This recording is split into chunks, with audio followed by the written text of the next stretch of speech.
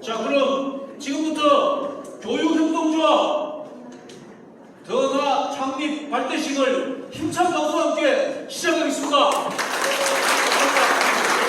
축하 영상을 시청하도록 하겠습니다. 안녕하세요.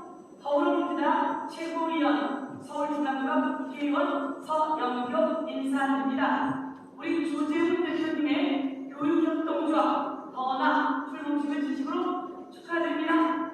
사랑하는 교육 컨설팅 더 멋진 강연으로 여러분께 다가가게 될 것입니다.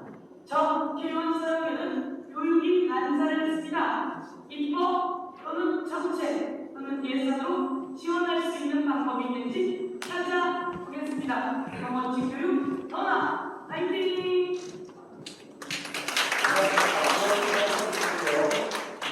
반갑습니다. 교육협동조합 더나의 창립을 진심으로 축하드립니다.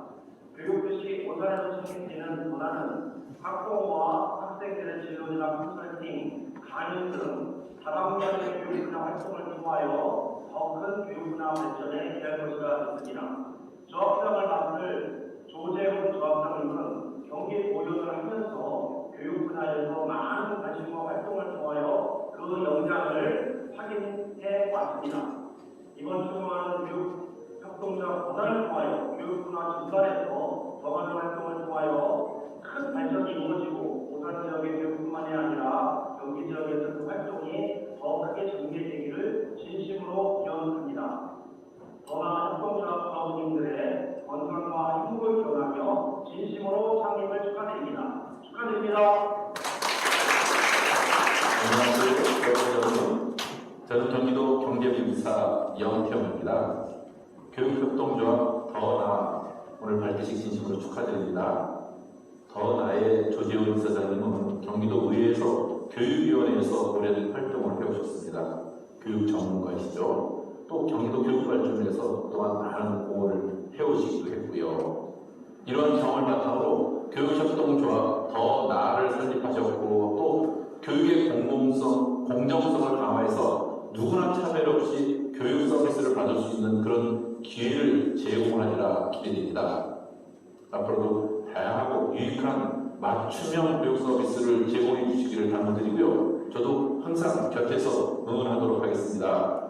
오늘 발대식을 다시 한번 축하드리고요. 대한민국 교육 발전을 위한 매우 뜻깊은 시간이 되시기를 바라겠습니다.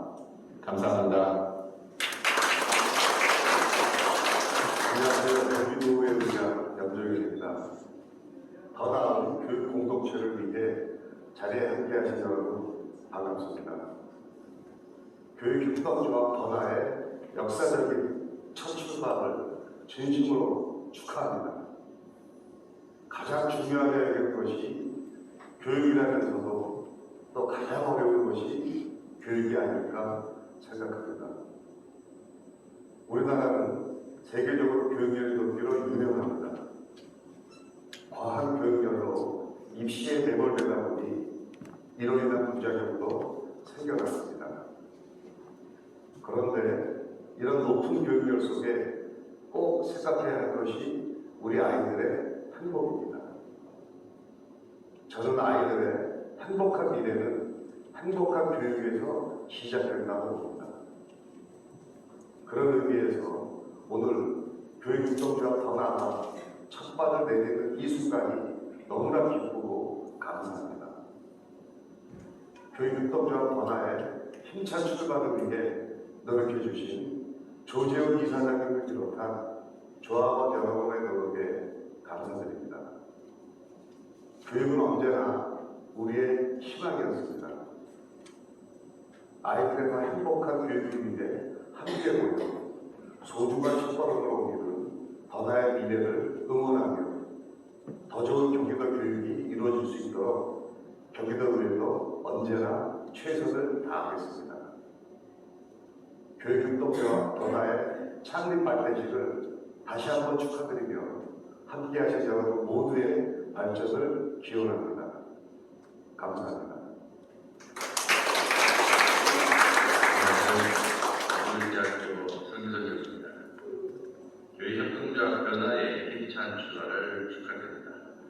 교육협동조합 변화는 지역의 청소년들이 자기 삶의 주인이 될 수 있도록 더 나은 기회와 더 나은 선택을 제공하기 위해서 만들었다고 들었습니다. 교육협동조합 변화가 청소년들에게 용기와 지혜를 심어줄 수 있는 역할을 해주시기를 빕니다. 교육협동조합 변화가 지역이 가진 모든 역량을 모아서 지역 청소년 및 학부모들에게 교육이 공동체라는 것을 잘 알려주시기 바랍니다. 교육협동조합 변화가 오산 지역의 학생들과 함께 더 나은 미래로 나아갈 수 있도록 든든한 디딤돌이 되어주시기를 간절히 바라야 됩니다. 다시 한번 오늘 교육협동조합 변화의 발대식을 진심으로 축하드립니다. 감사합니다. 안녕하세요. 저와 오랜 인연이 있는 조지현 이사장의 새로운 출발을 축하드립니다. 오늘은 교육협동조합 변화의 발대식 날이라고 들었습니다. 우리나라의 입시제도 앞에서는 열심히 스스로 공부를 하는 청소년들일지라도 주변의 도움을 받아서 해결해야 될 많은 과제들이 있습니다. 교육협동조합 변화가 청소년들에게 그 좋은 기회에 진로를 찾아주는 데 큰 도움이 되길 바랍니다. 변화로 인해 자기를 찾고 자기를 책임지는 학생들이 더 많아졌으면 좋겠습니다. 교육협동조합 변화는 제대로 된 교육 목표를 가지고 교육의 공정성과 공평성을 회복하기 위해 탄생했다고 하셨습니다. 경기도 의원으로서도 훌륭한 이력을 가지고 있는 조재훈 이사장이 학생들에게도 좋은 영향을 미치기를 진심으로 기원합니다. 축하드립니다. 저희 교육협동조합 변화는 교육기회의 공평성을 추구하고자 합니다. 첫 번째 사업으로는 학생들에게 진로 진학의 정보와 기회를 제공하고자 합니다. 향후 교육과 관련된 사업을 지속적으로 찾아내고 고민하며 확대하고자 합니다. 교육 어떻습니까? 좋아요.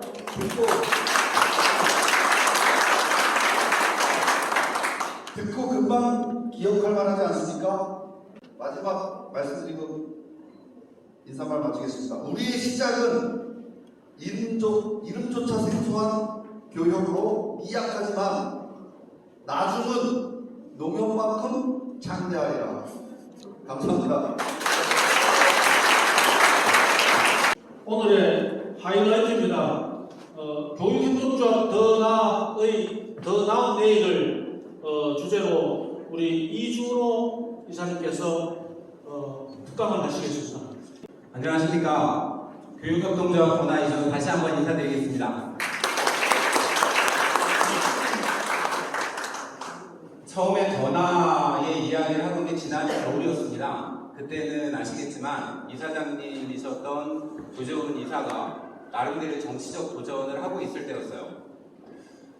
그때 저는 그런 생각을 했습니다. 정치가 얼만큼 우리들의 삶에 가까이 와 있는가? 어디에서부터 가까이 있을 때 정치가 우리하고 떨어져 있는 것이 아닐까? 그래서 제가 조재훈 당시 후보에게 교육협동조합과 같은 이러한 형태를 함께 해보자라는 제안을 했던 것이 지난 겨울이었습니다. 근데 지금 벌써 계절이 2번, 3번 바뀌어서 다시 겨울이 올 무렵에 우리 교육협동조합 변화가 공식 출범을 하게 되었습니다. 진로 진학에 대한 이야기가 우리 시작일 것 같아요. 교육은 어떻게 시작되고 어디서부터 어떻게 해야 정말 우리들의 삶과 함께 할 수 있는지 그 이야기를 해보려고 합니다.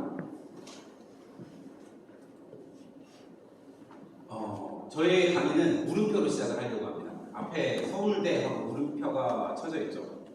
서울대학교가 1년에 무려 3,282명의 신입생을 모집을 합니다. 그리고 전국의 총 대학 인원으로 모집을 하는 인원이 34만 9천 명, 35만 명 정도가 1년에 대학을 간다는 얘기죠. 여기에다가 뭐 전문대 이렇게 합치면 우리 학생들 1년에 들어가야 되는 대학의 학생 수와 모집 인원은 거의 1대1, 현재는 그런 상황입니다. 그러면 전체 모집 인원 중에 서울대 모집 인원을 나누면 0.94%가 나오거든요. 약 1%입니다. 이 1%에 대해서 여기 계시는 학부형들은 이게 현실적인 숫자라고 생각을 하시는지, 이것이 제가 이야기하려는 전부예요. 오산 지역의 8개 학교 중에 세마고와 오산 정보고를 빼고 나면 6개 학교 총 정원이 학년 전원 1,800명 정도입니다. 그 1,800명의 0.94%라면 1년에 오산 지역 출신들이 서울대학교를 입학했다라는 플래카드가 17장은 달려 있어야 한다는 거죠. 오산고등학교 교장선생님께도 오셨고 저기 하지만 우리는 몇 장의 플래카드를 해마다 보고 살고 있나요? 스카이까지 서울대, 연대, 고대까지를 확대를 하면 그곳의 모집 인원이 10,000명이 조금 넘습니다. 이거를 같은 비율로 나누면 연간 우리는 10명 가까운 인원, 10명 학교당 10명 가까운 인원이 스카이를 입학할 수 있는 자연 통계 확률을 갖습니다. 우리의 현실은 그것의 10%, 20%. 제가 여기서 다시 한번 여쭐게요. 오산 지역의 어떤 경제적인 삶의 어떤 수준을 전국 평균과 비교했을 때 여기 계신 분들은 어느 정도라고 생각을 하십니까? 전국 평균보다 오산이 처질까요? 물론 서울의 강남, 우리가 잘 사는 동네들보다 오산이 잘 산다고는 얘기 못하겠죠. 하지만 분명히 경제적인 수준, 우리가 누려야 하는 문화적인 수준들, 그 다음에 교통과 관련된 부분들, 정보에 대한 부분들, 이런 부분들은 이미 오산은 상당 부분 전국 평균 혹은 그 이상을 도달하고 있을 겁니다. 그런데 왜 교육은 아닌 거냐는 거죠. 왜 교육은 아닐까? 그리고 그 도달하지 못하는 수준이 단지 반 정도가 아니라 반만 도달하더라도 굉장히 많은 것을 우리가 이뤘다라고 말할 수 있을지 모르겠습니다. 하지만 우리의 현실은 그렇지 않다는 거죠. 저는 여기에 도전장을 내밀려고 합니다. 3년 이내에 오산 지역의 평균을 전국 평균만큼은 올려내는 것. 서울대학교 0.94%, 연대와 고대를 합쳐서 수학에서 가장 중요한 숫자라고 하는 3.14%가 나오더라고요. 놀랍게도. 3.14%의 학생들은 그렇게 가야 하지 않을까? 그러면 교육협동조합 권한은 서울대 연고대만 보내는 곳인가? 아닙니다. 제가 서울대 연대 고대를 이야기한 것은 충격이죠. 우리가 그것도 못하고 있으면서 그러면 우리 아이들에게 진로로부터 무엇을 가능하게 할 것인가? 그냥 단순히 좋은 대학교 보내자, 이것은 목표가 아닐 거예요. 굉장히 많은 분들이 축살하셨듯이 교육의 목표는 성취나 성과여서는 안 됩니다. 그것을 뛰어넘는 무엇이 있어야겠죠. 저는 그것은 아이들의 성장이라고 생각을 합니다. 저희 더나가 시작을 할 때 이름이 더하고 나누자. 처음에는 이름을 교육협동조합 더하고 나누기를 하려고 했어요. 근데 이게 무슨 산수학원 같다. 그래가지고 더나라는 이름으로 최종 확정을 지었는데 가장 중요하게는 아이들의 성장, 성취 이러한 부분들이 더해지고 그렇게 더해진 만큼 그것이 지역사회에서 함께 나뉘어지고 함께 할 때 정말로 교육의 성과라고 하는 것들이 보이는 것이라고 생각을 합니다. 아닐 말로 서울대를 보내면 뭐하나요? 그 아이가 대학을 다니고 졸업을 할 무렵에는 또다시 취업에 고민을 하고 그리고 또 서울대학교를 가서도 또 그 아이들, 다른 아이들의 경쟁에서 처지는 우리 아이들을 보느니 오히려 많은 학부모들이 그러잖아요. 가서 고생하느니 조금 낮춰서 가는 게 낫지 않아? 우리가 만들어야 할 경쟁력은 단지 서울대학교를 보낸다가 아니라 그곳에 가서도 정말 경쟁력 있는 아이들. 경쟁력 있는 아이는 딱 두 가지를 할 줄 아는 아이예요. 하나는 세상에 혹은 내가 해결해야 할, 바라봐야 할 문제가 무엇인가. 문제를 분석할 수 있는 능력을 가진 아이. 그리고 그 문제를 해결하기 위한 고민을 할 줄 아는 아이. 혼자서 문제를 다 해결할 수는 없죠. 그런데 놀랍게도 우리 시민사회는 그리고 여기 앉아 계신 수많은 분들처럼 이미 그 아이들이 고민해야 될 것들을 함께 고민하고 계시는 분들이 계시다는 거예요. 교육의 현장에서 각각의 어떤 환경 문제를 고민하시는 분들, 교육 문제를 고민하시는 분들, 사회 문제를 고민하시는 분들, 차별의 문제를 고민하시는 분들, 우리 곳곳에는 그 문제에 답을 갖고 계신 분들이 이미 우리 지역사회 내에 있습니다. 저는 그분들과 함께 교육협동조합 더 나아가 우리 아이들에게 단지 성취가 아니라 성장을 보여줄 수 있는 세상을 충분히 만들 수 있을 거다라고 생각을 합니다. 그리고 그것을 정말로 숫자로 보여주기 위해서는 성취도 중요할 것이고 그 성취도 함께 보여줘야 한다라고 생각을 합니다. 입시에서 보면 지금 앞에 있는 숫자가 우리를 속이는 숫자들에 대한 것들이에요. 간단하게만 말씀을 드리면 전국 전체 대학에서 보면 수시에서 80%를 모집하고 정시에서 20%를 모집합니다. 그러면 수시로 대학 가야겠구나 이렇게 생각을 하겠죠. 그런데 서울의 주요대만으로 숫자를 좁혀서 보면 전체의 40%를 정시로 모집을 하고 이것도 물론 몇 년 사이의 변화입니다. 60%가 수시로 모집을 하죠. 그러면 대학 가려면 정시를 해야 되는 건가? 여기에도 숫자가 숨어 있는 것은 교과와 종합의 비율입니다. 전국 평균에서는 무려 40% 이상을 차지하던 수시 교과의 비중이 서울 지역으로 내려오면 16%를 차지해요.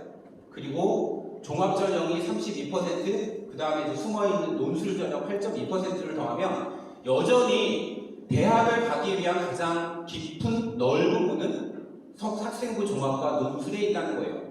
바로 이것이 아이들이 대학을 가기 위한 경쟁력을 어디에서부터 시작해야 하는가라는 것들을 우리한테 이야기를 합니다. 그런데 우리가 접하는 정보는 정시가 강화됐다, 교과가 강화됐다 이 뉴스만을 보면서 결국은 아이들이 정시도 못 가고 수시도 못 가고 논술도 못 가는 이런 부분을 만들어내는 거겠죠. 제가 지난 6년간 제가 2010년부터 2015년까지 오산 지역에서 학원 운영을 했었습니다. 그리고 2016년부터 평택 지역에서 입시 사교육에 종사를 했었죠. 그리고 저는 제 나름대로 정말 전국 어디에서도 보일 수 없었던 그런 결과들을 만들어 왔다라고 생각을 합니다. 잠시 제 자랑 시간을 갖도록 할게요. 2021년에 제가 대학을 보낸 아이들 통계입니다. 총 함께했던 인원은 아이들 명수로 33명, 그리고 그 아이들 중에 오른쪽에 보이시는 것처럼 서울 중요대, 그러니까 서울 15개 대학교라고 우리가 흔히 이야기하는 서울 중요대를 간 아이들이 40명, 그리고 서울 수도권 지역으로 넓혔을 때 70명. 총 이 해에는 무려 제가 120건의 합격을 만들어냈던 해였습니다. 보시면 서울대, 연대고대, 아이들의 수준이나 이러한 부분들이 이게 30명과 함께 만든 성과라고 하는 것들 보셨으면 좋겠어요. 2022년은 그에 비해서는 조금 좋지 못했습니다. 이유는 2021년은 코로나 첫 해였어요. 그래서 전국의 대학교들이 소위 블라인드 면접이라고 하는 것들을 시작을 하면서 소위 수도권 외곽 학교의 아이들에게 기회가 확 열렸던 한 해였고, 그리고 그것이 작년에는 조금 더 다시 성과가 달라졌던 한 해이긴 했습니다. 그렇다고 해도 의대 3명 포함해서 서울대가 빠지긴 했지만 의대, 교대 포함 만들어냈던 성과입니다. 도대체 이 성과를 어떻게 만들었을까 궁금하지 않으십니까? 그거는 아까 제가 말씀드린 교과에 대한 이야기입니다. 2016년부터 2022년까지 총 6년 함께했던 아이들이 180여 명, 그리고 그 아이들이 총 합격한 대학의 건수는 422건, 인당 2.3교입니다.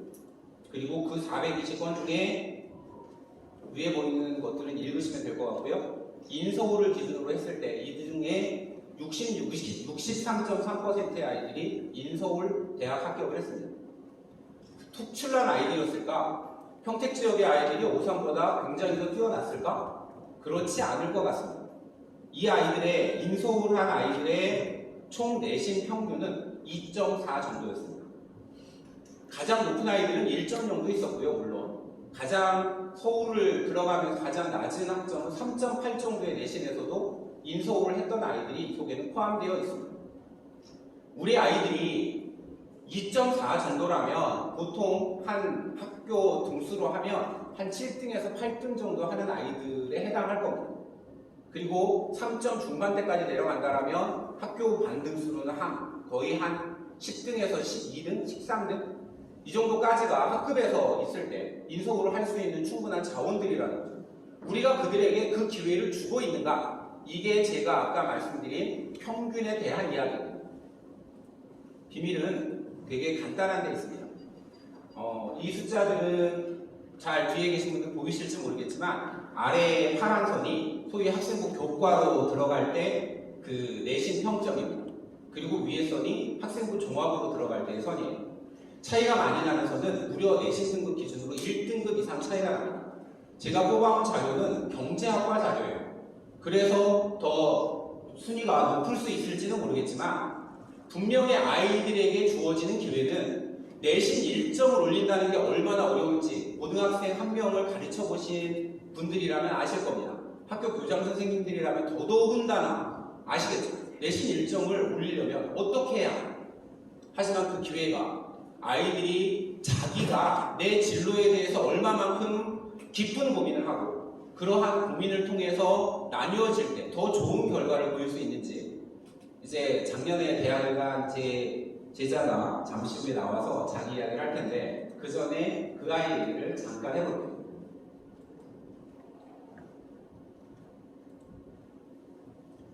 세 명이 그림이 보이시죠? 한 명은 심리학을 목표했고 한 명은 도시사회학을 목표했고 한 명은 행정학을 목표로 하는 친구들이 있었습니다.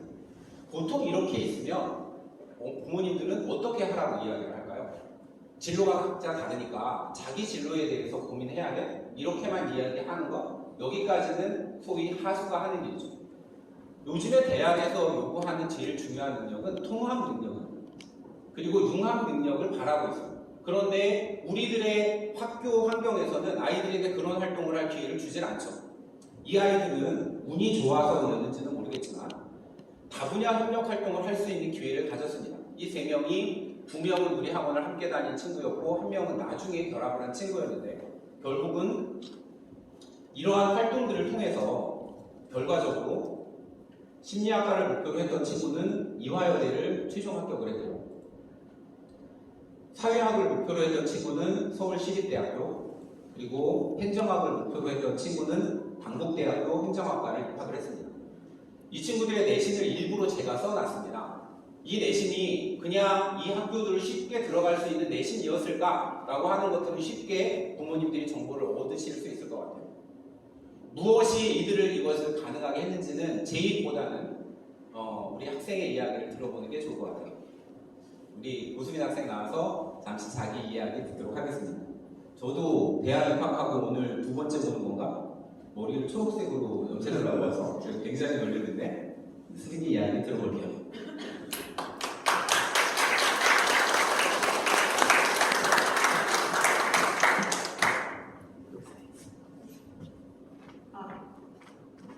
안녕하세요. 저는 여기 사례속에서 나왔던 지금 이준호 선생님 덕분에 서울시립대 22학번 도시사회학과에 진학을 하고 있는 요수빈이라고 합니다.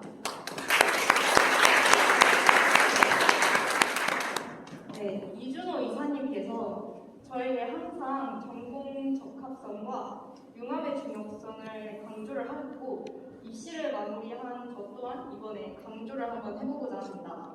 앞에서 말씀드렸다시피 저희 학과는 도시사회학과입니다.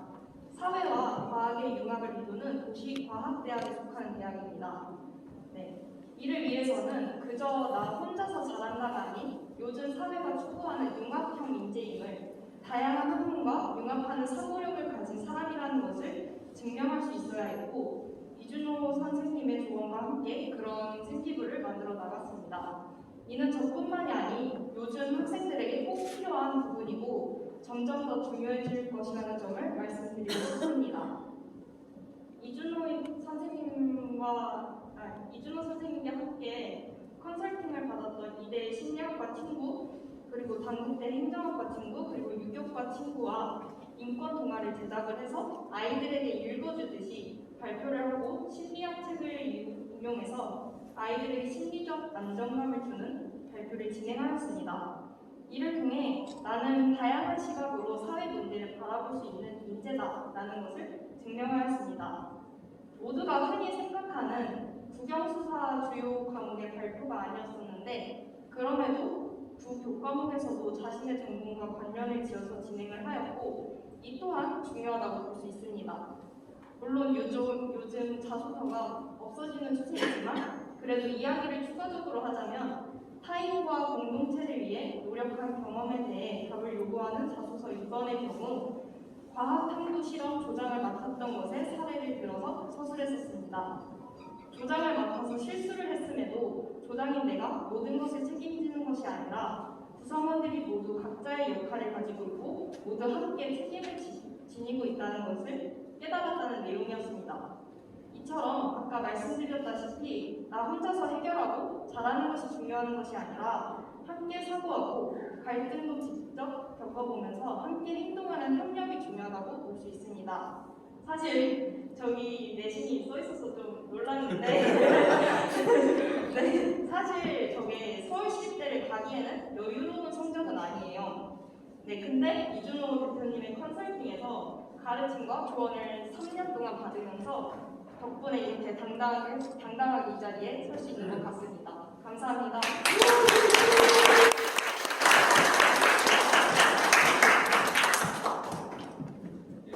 제가 꽃다발을 스티니한테 줘야 되는데 스티니가 가져와서 제가 꽃다발을 받았습니다. 마지막에 위에 전문성은 기본이고 다문화 협력 활동이 중요했다. 이게 제가 작년에 의대에도 가고 교대도 간 친구들이 있지만 스티니에게 사례를 얘기해 달라고 얘기할 수 있었던 가장 중요한 컨설팅 사례였기 때문입니다. 아까 초두에 제가 말씀을 드렸듯이 교육협동조합 더 나아가 추구하는 것은 결과에 머무르는 게 아니죠. 그런 결과를 남과 동시에 어떻게 아이의 성장이라는 게 이 많은 사람들 앞에서 저렇게 당당하게 이야기하는 수빈의 저 모습이 아마도 우리가 만들고 싶어하는 그런 아이들의 모습이 아닐까 그런 생각을 합니다. 더 나는 이제 출발을 하는 시간이고 무엇을 할지는 이런 사례를 들어보고 싶어요. 요즘에 학교 교과서에 윤동주의 시가 실려 있습니다. 윤동주의 시를 배우면서 우리가 어떤 활동이 가능할까요? 예를 들어서 내가 화학과를 가려고 하는 친구다. 그런데 윤동주의 시와 도대체 내가 가려고 하는 진로이 무슨 상관이 있죠? 생명과를 가려고 하는 친구다? 역사를 공부하려고 하는 친구다? 우리가 생각의 폭을 넓히지 않으면 어딘가에 갇히게 됩니다. 그냥 윤동주의 시를 읽으면서 그것에 어떤 시인의 삶들, 어떤 시의 서정성, 그의 역사적 배경 이런 것에 멈추는 것은 누구나 다 하는 활동이죠. 하지만 조금 더 들여다본다라면 윤동주 시인께서 돌아가시기 직전에 일제로부터 당했던 그 수많은 고문들 그리고 그 과정에서의 그들이 행했던 것들 속에 우리가 지금 알고 있는 수많은 독극물들, 화학적 제품들 이러한 것들이 나오거든요. 화학이 어떻게 우리의 독립운동을 우리의 일제 강점하에 우리의 독립운동가들에게 위해를 가했는가? 일본은 그것을 통해서 어떻게 근대화의 기틀을 마련했는가? 확장을 하려고 하면 얼마든지 확장할 수 있는 주제들이 윤동주라고 하는 한 사람 속에 들어있죠. 그의 시 속에서도 있습니다. 그의 시 속에서도 그가 고뇌하는 사람들을 살아갔던 모습들 속에서 우리가 지금 진로에 대해서 고민하는 것들 끝까지 자신의 삶에 대해서 참회로까지 쓰면서 살아갔던 그들의 삶에 대해서 깊숙이 들여다볼수록 그것은 어떤 진로를 내가 고민하던 함께 할 수 있는 요소들이 있을 거라고 생각을 해요. 더 나아가 아이들과 함께 하고자 하는 이야기는 이런 이야기들입니다. 조금 더 멈추지 말고 거기에서 한 발 더 나아가서 이야기할 수 있는 것들을 함께 이야기해보자.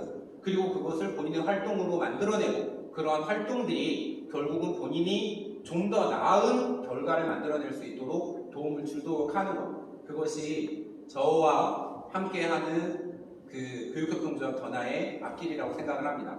여기 계신 분들 중에 학부형들이 계실 거고 교육에 직접적으로 연관이 되신 분들이 계실 거예요.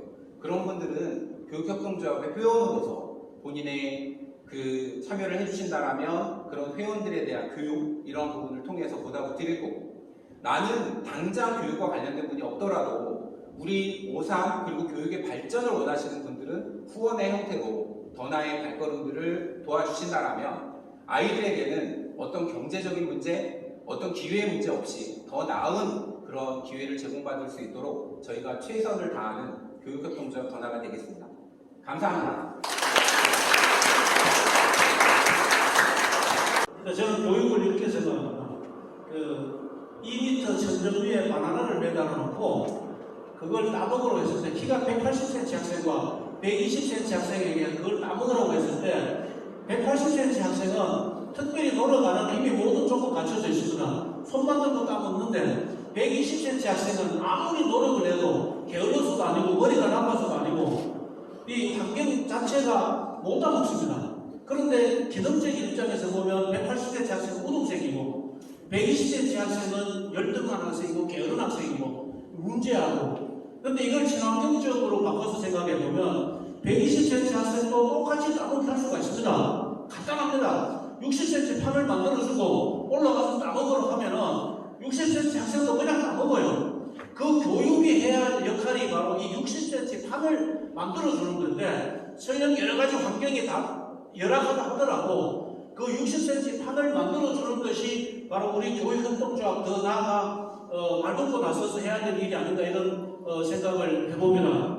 이제 단체 사진 촬영하면서 오늘 행사를 마무리하겠습니다. 새해 복 많이 받으십시오. 감사합니다.